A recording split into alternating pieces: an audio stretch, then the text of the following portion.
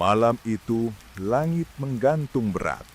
Awan hitam menutup bulan, dan kabut tipis mulai turun di sepanjang pegunungan.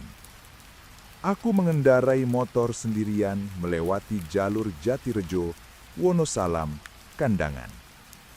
Jalan itu terkenal sepi, naik turun dan berkelok tajam. Tapi bagiku masih lebih aman daripada harus lewat jalan besar Jombang, Surabaya, yang dipadati mobil dan truk-truk besar. Suara mesin motorku bercampur dengan suara hujan yang makin lama makin deras. Air mulai merembes dari sela jas hujanku. Jalanan menjadi licin, dan kabut perlahan menurunkan jarak pandang. Lampu motor hanya mampu menembus beberapa meter di depan.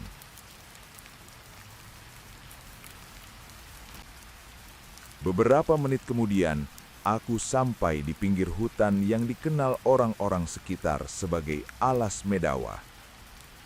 Hujan tiba-tiba menggila.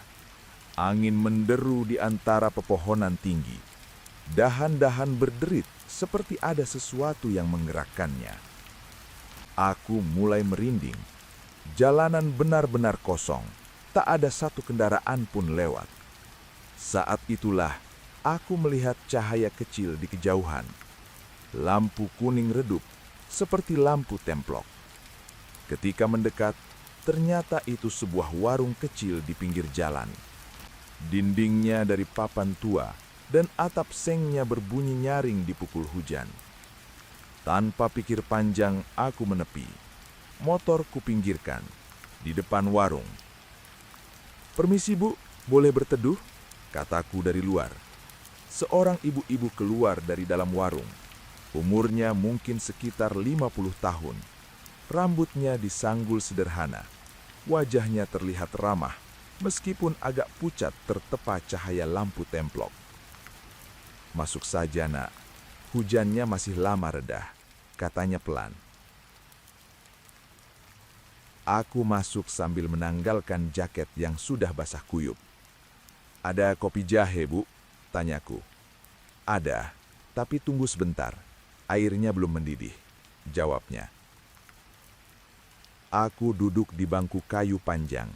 Dari luar warungnya terlihat kecil, tapi setelah masuk ternyata cukup lega. Ada rak berisi jajanan, keripik, biskuit, permen, dan beberapa bungkus mie instan yang terlihat agak kusam. Di bagian dalam ada 2 pintu kamar yang tertutup tirai kain lusuh. Lampu templok menggantung di tengah ruangan, membuat bayangan bergoyang di dinding papan. Aku dan ibu itu mulai berbasa-basi. "Jauh dari mana, Nak?" tanyanya, sambil meniup api kompor.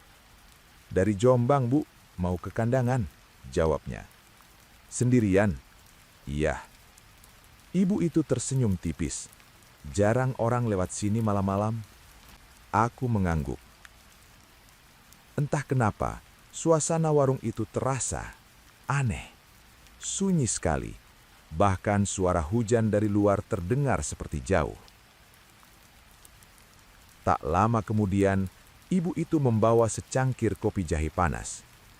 "Aku Mak Karti yang punya warung ini," katanya. "Terima kasih, Mak," ucapku. Aku menyesap kopi jahe itu. Hangat langsung menjalar ke badan. Kami kembali mengobrol.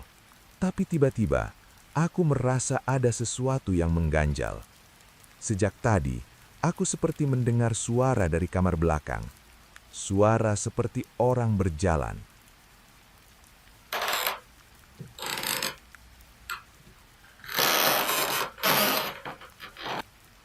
Lantai kayu berderit. Aku menoleh ke arah 2 kamar itu.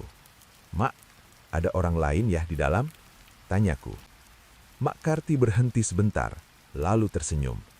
"Ah, mungkin cuma tikus." Senyumnya aneh.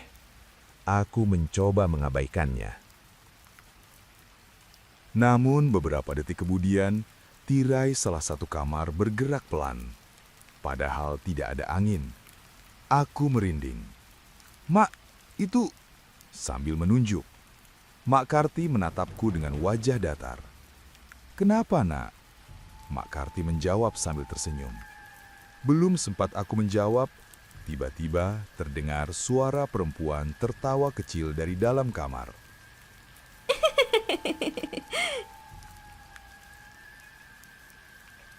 Cangkir di tanganku hampir jatuh. "Mak, ada orang di situ." Aku semakin panik. Mak Karti tetap tenang. Ia lalu berkata dengan nada yang aneh, "Kalau malam, memang kadang mereka keluar." Aku langsung berdiri. "Mereka siapa, Mak?" Mak Karti menatapku lama. Lampu templok bergetar teriup angin yang entah dari mana. Wajah Mak Karti perlahan berubah pucat, matanya seperti kosong. Lalu ia berkata pelan, "Warung ini, lihat sendiri, Nak." Tubuhku langsung dingin. "Apa maksudnya, Mak?" Ia menunjuk ke arah 2 kamar itu. Tamu-tamuku bukan hanya manusia. Saat itu, tirai kamar sebelah terbuka sedikit. Aku melihat seorang perempuan berambut panjang menutupi wajahnya berdiri di dalam kamar.